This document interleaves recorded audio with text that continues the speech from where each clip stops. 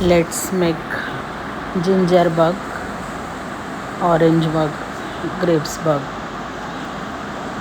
So मी एका बॉटलमध्ये जिंजर ग्रेट करून घेतलं आहे. नंतर ॲड केली ब्राऊन शुगर आणि हे 3 डेजसाठी फर्मेंट प्रोसेससाठी ठेवायचं आहे. तर याच्यामध्ये मी ॲड करणार आहे पाणी.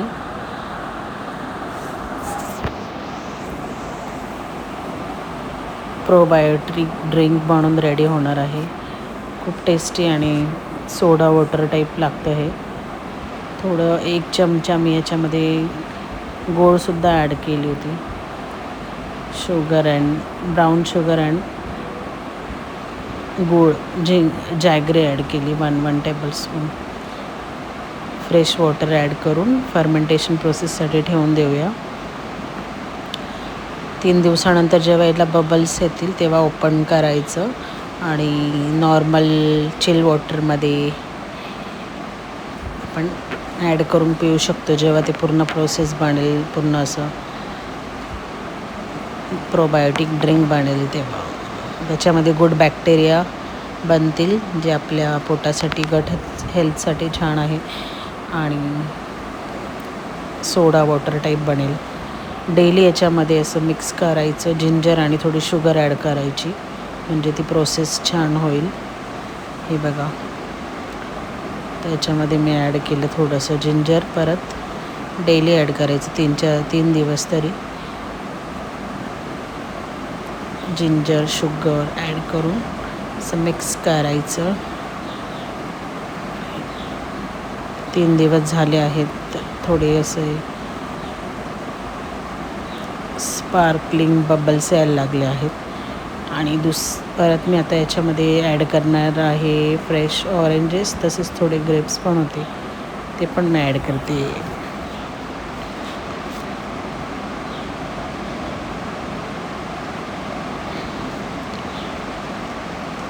तीन 3.5-4 दिवसानंतर याला आपण नंतर बघूया कसं बनतं ते. आता याच्यामध्ये मी ऑरेंज ग्राइंड करून घेतला मिक्सरमध्ये आणि स्ट्रेन करून घेणार आहे. सध्या मी थोड्याच क्वांटिटीमध्ये बनवते कारण जास्त बनवून फेकण्यापेक्षा आधी बघूया ट्रायल कसं बनतं. तसेच ग्रेप्स पण मी ग्रेट करून घेतले, मिक्सरमध्ये ग्राइंड करून घेतले मिक्सरमध्ये आणि ते पण आता एका बॉटलमध्ये ठेवायचं. आणि जे जिंजर बग आहे दोघांमध्ये मी आता ॲड करणार आहे इक्वल क्वांटिटीमध्ये आणि फर्मेंट प्रोसेससाठी ठेवणार आहे 2 ते 3 दिवस. सो अशा प्रकारे स्ट्रेन करून घेते दोन्ही बॉटल्समध्ये.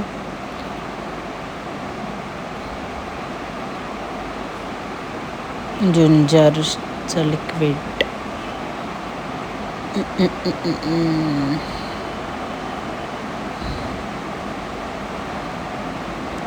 बघा ऑलरेडी बबल्स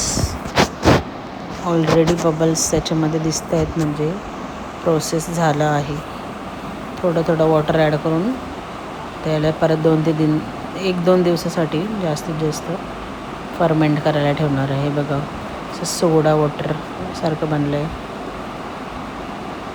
पाणी ॲड करून याला आधी लॉक करून ठेवेल थोडे दिवस, 1-2 दिवस. हे बघा कसे सोडा वॉटर रेडी आहे. शुगर वगैरे ॲड करून ऑर्गॅनिक जॅगरी पावडर टाकली, शुगर नाही जॅगरी ॲड केली स्वीटनरसाठी. छान मिक्स करून याला ठेवून द्यायचं आहे थोड्या दिवसासाठी, 2 ते 3 दिवसासाठी. आणि नंतर fresh homemade soda water ginger bug ready to drink होणार आहे. सो बघा आता याला लॉक करते आणि ठेवून देते. स्मॉल क्वांटिटीमध्ये बनवलं होतं मी. आता 2 दिवसानंतर हा जार ओपन करते. जास्त स्पार्कलिंग बबल वगैरे झाले नाही बघा, नॉर्मलच असे बबल्स येत आहेत बघा, as you can see. So it's almost ready to drink.